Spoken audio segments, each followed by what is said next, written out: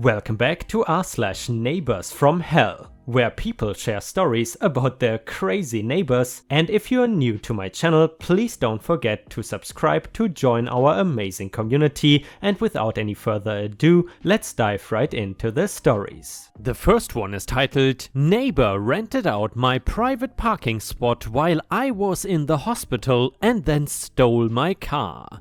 I have this one set of neighbors that are famous for always getting involved in get-rich-quick schemes. You know, the ones where they try to force you to join and buy things to sell them so you can try and fail to reach the top of the triangle. And by the way, guys, isn't that called pyramid schemes or MLMs? Anyway, they always fail because a few months later they have another one they are bugging all of us to join and buy products from them. This is just to show that I was not dealing with the smartest people in the world here, since they were repeating the same mistake over and over again. They would also get annoyed when I didn't want to buy anything because I had no need for it and I knew buying it once meant they would never leave me alone again. They are the husband and wife from hell. Where I live, the parking works in a way that you can opt in or out of a parking space. They cost money, so some people who don't have a car or don't mind parking on the street usually save some.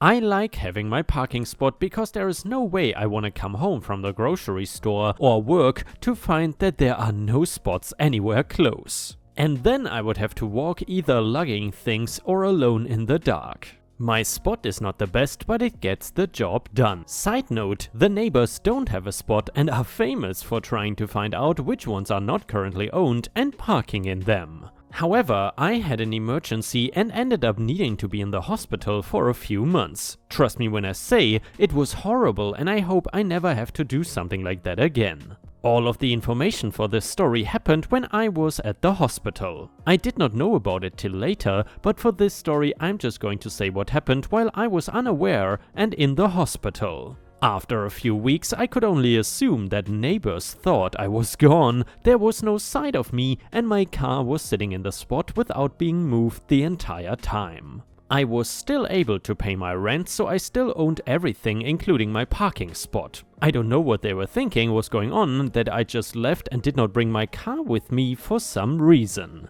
Either way, they ended up breaking into my car one night and stealing it right out of the spot. Then they moved it a few blocks away while they were waiting for an offer to come in online. That's right, they were trying to sell my car like I had just given it away. It got worse though. Since my spot was now empty, my neighbors thought of another idea that could make them a ton of money. They were telling people that it was their parking spot and they did not have a car right now to use it. So they would be willing to rent it out on a weekly basis for cheaper than just buying a normal spot. For the rest of the time I was in the hospital, they were making money by renting out my spot to people. The spot that I was still paying for and thought that my car was safely sitting in. Jump to when I finally got to go home and saw that my car was missing. Not only that another random car was parked in its place, I did not think it was the neighbors and thought maybe my payments did not go through and I lost my spot and the car ended up getting towed or something. I was wrong though, and the owner did not know anything about somebody else trying to buy my spot. Since I was not 100% sure, he said that he would wait to see who the owner of that car was and find out what was going on. That person was just as clueless and said that they rented it from neighbors. He told the man that he never saw a car with my description parked in the spot. I was furious about what the neighbors did, but that was a matter between the owner and them for selling a spot that did not belong to them. For me, I had assumed my car was long gone, and while I could sue them for money they probably no longer had, I needed a new car now. I went online and started searching up cars that were the same as my old one, because I really like how that make and model of car felt. That was when I saw my car for sale and I could not believe it. I knew it was my car too, because while they did block out the license plate number, they did not bother to get rid of any of my bumper stickers. They also showed the side of the car where I could see a scratch that I had gotten last year on it. This was my car and I was so angry I thought I might end up back in the hospital. So I decided to message the buyer, who obviously was my neighbor, but I gave them a fake name. I asked them questions like how old it was and why they were getting rid of it. Then questions he could not seem to come up with an answer, like how many miles were on the car and the last time it had been serviced. Finally, I told him I wanted to buy it and made a time to meet with him tomorrow to get it. The look on his face when I was standing there at the meeting place when he pulled up in my car was priceless. He did not have a key, so there was damage from where he hot-wired it. I put the camera and video on my phone and I was ready to call the police on this man. He knew that running away was not going to help, so he just sat there defeated while the police came and listened to both the stories. Mine you already know, but his was the craziest thing ever. He said that he used to study law and he knows that after a certain time without being used, an idle car in a spot basically goes up for grabs. That is not, nor was it ever, a law, and the police officer knew it. He was put in handcuffs for Grand Theft Auto and taken to the station. He ended up making a deal so that if he paid to fix the damages to my car and give me back the money I paid for the parking spot while I was in the hospital, the illegal money he made went to the owner. If he did those things, which he did, he would only get probation, which meant if he was caught doing something else illegal, he would end up going to jail for stealing my car as well. I kind of wished that he went to jail so I knew I wouldn't have to deal with him again. I did partially get my wish in the end. The owner was not happy about what he did, and since they didn't have any money, they could not afford rent. They got evicted and had to move somewhere else anyway. Meanwhile, I am feeling fully back to normal and wanted to share this story to remind all of you that stealing a car should only happen in a video game. And yeah, ripe stars, if you still enjoy the stories about crazy entitled neighbors, then I would really appreciate it if you could also subscribe to my channel if you haven't already, and maybe even like the video if you enjoy my content. Thank you so much in advance. The next one is titled, Everyone Has to Follow the Rules. I bought my first house in 1999 and I wanted DirecTV. I put up a satellite dish which happened to be behind a privacy fence. I also knew the FCC ruling that HOAs could not prevent you from putting up a dish due to some malfeasance with home builders who would make shady deals with cable companies to force homeowners to go with a specific company. I think that's right. I figured I would not have any issues since it was behind a fence anyway. I got a knock at my door the next day and it was my neighbor from across the cul-de-sac, telling me she is on the board of the HOA. Your dish is in violation and must be removed. This was my first encounter with her. I politely explained the law as I knew it and told her to have a nice day. We did not speak again and she ended up moving out soon. Well, it turns out she did not move out and was just renting to some other lady I never spoke to. And the HOA lady moved back in a year later. There was an easement behind my house which was properly mowed when I moved in. I would hit golf balls down there with my wedge and my neighbor who was into archery used it as his range. By the second summer I lived there, it was overgrown and an eyesore. I could not even see the creek just behind my house anymore. One weekend I borrowed my dad's utility trailer and I spent 3 days clearing out our little section behind the houses, hauling all of the debris away, probably 2 trips a day. My arms were covered in cuts from briars and apparently I was also dealing with some egg poison ivy or some other stuff because by Monday I was having an allergic reaction so badly that I went to the doctor to get a steroid shot. Laid up in the house all day and I get a knock at the door. It is the neighbor woman again. Apparently there's a rule that you cannot store a trailer in the driveway for more than 3 days and this was day number 4. I needed to remove it by the end of the day or face a $500 fine. She handed me a paper listing the rule and I considered just paying the fine, but instead I angrily drove an hour each way to return my dad's trailer after spending half the day already waiting in a hospital lobby. I got home after dark. What struck me as odd was there was a list of things you could not store in your driveway, for example personal watercrafts, boats, trailers, etc. The odd part was that motorcycles were listed on there. I don't ride one myself, but I thought it was a totally reasonable thing to keep in a driveway. After I finished all of this work, this woman would routinely walk through my yard without asking, but since she was taking her grandkid to play in the creek, I never said anything, even though it bothered me that she never asked. A year or so later, I wanted to sell the house and move into something bigger. I had talked to a realtor already, and I was getting things tidied up to have the house shown. As I was cleaning out a drawer, I noticed that paper the HOA lady had given me, and I remembered the part about motorcycles being listed. You see, the HOA lady had started dating an older gentleman, and he had moved in with her. It turns out he rode a Harley Davidson, which was always parked in her driveway. She was home, so I walked over there and politely informed her about the violation. The next day, the motorcycle was parked on her back porch, the one she bragged about to everyone who would listen, so she could tell them how much it cost. I laughed to myself, but then I remembered the part about it needing to be behind a fence. Another knock at the door, and within a few days, a fence company was building a 6-foot privacy fence, which completely hid her fancy new deck. My realtor had been on my case for at least a week about needing to put up a for sale sign, so as soon as the fence was finished, I told her it was okay. I sold the house quickly and moved out at the end of the month. Oh, and by the way, the fence was completely hideous and looked out of place because of the way her lot was shaped.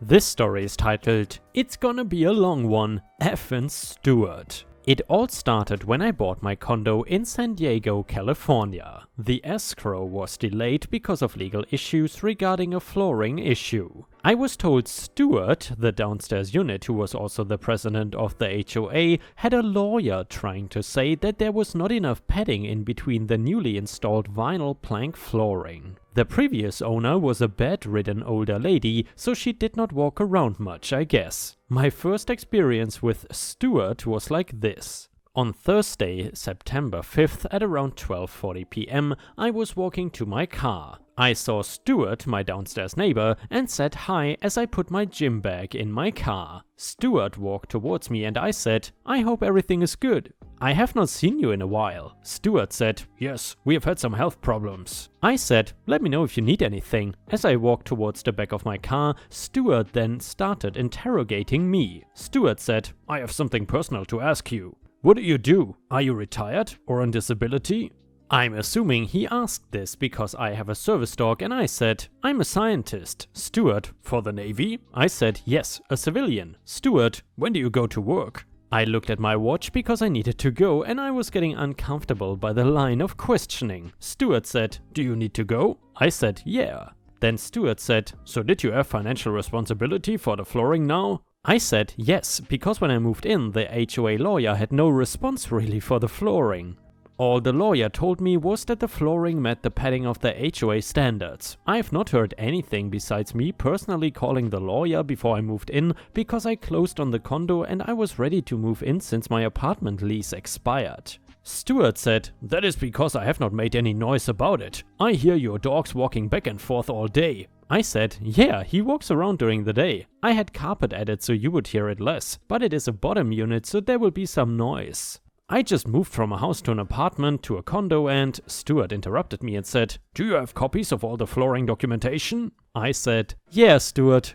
"Would you send that to me?" I said, "I will check to see what information I can give you. Is that why you were asking all those questions?" Stuart said, "I like to get information on everyone, because I know everyone around here.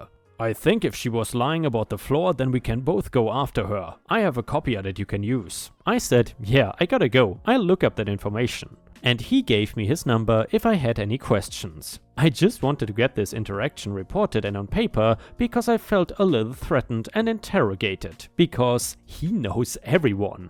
And also, I want to feel safe in my own place even if I live over the HOA president. I reported him to the property management company and they said that everything was resolved and that their lawyer sent a letter to Stuart telling him my flooring was up to the standard in the CC&Rs. After this incident, a couple of neighbors told me Stuart was asking about me.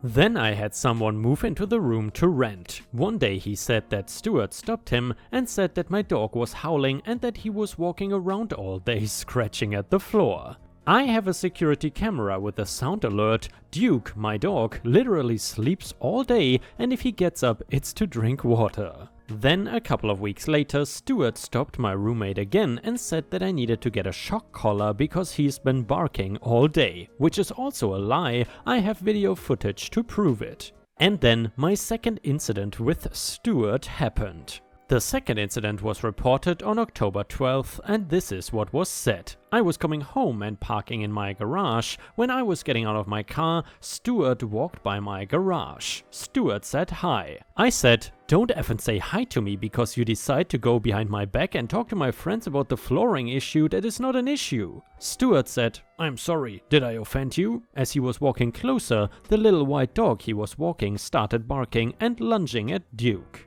We could not go anywhere because I had just parked my car, so we were in the 1.5 foot space in between my car and the garage wall. I said, "Get the F out of my garage." He said, "Can I say something?" I said, "No, the F you cannot.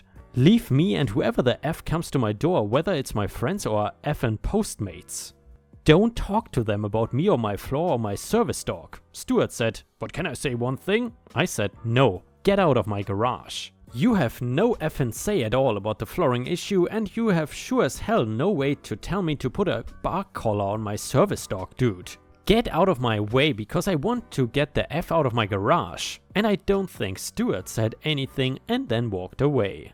I reported this to the property management and they in turn reported it to the HOA board except Stuart. They came back and said that Stuart would not be involved in any of my HOA issues and he was told to leave me alone. Then, in 2020, my gas bathroom started leaking down to his unit. It was a pivot stop or something. I had an emergency plumber come out and fix it after I turned off the water.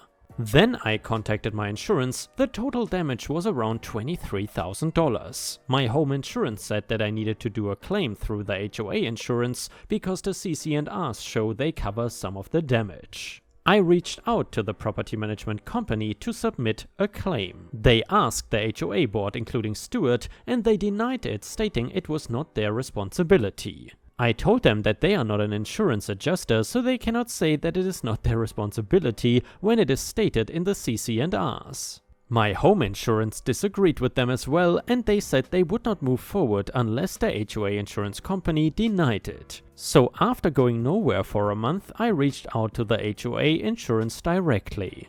They approved my team and reviewed the CC&Rs and said they did cover it. After a few months and an insurance adjuster coming out, they sent a check to the HOA board and approved an amount of $13,000 minus the $10,000 deductible.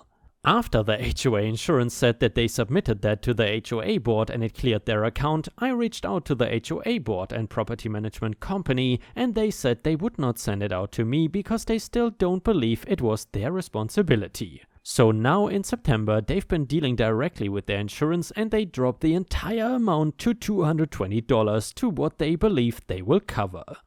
Update: to make this short and sweet, I am now writing this almost a year later and the internal structure of the HOA board has completely changed. The old HOA president was voted out due to fraud and embezzlement and the new board is much easier to deal with and it seems like they are a decent bunch. They acknowledged my situation and have taken responsibility. I was paid the full amount I was owed, thank God. HOAs apparently don't always have to be awful.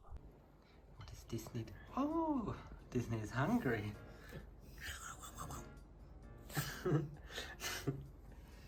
A lie. So this is what Disney is doing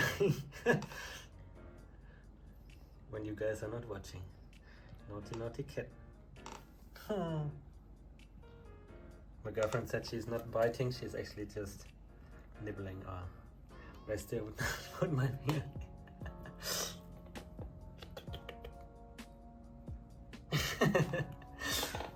Cute Disney. Like a white cloud on the floor.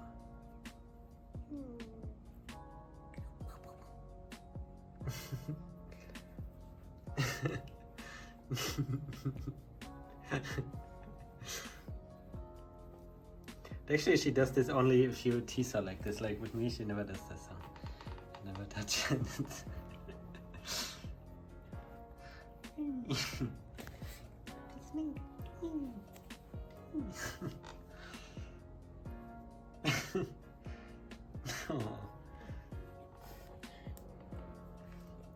Hey guys, thank you very much for watching, and I see you again tomorrow.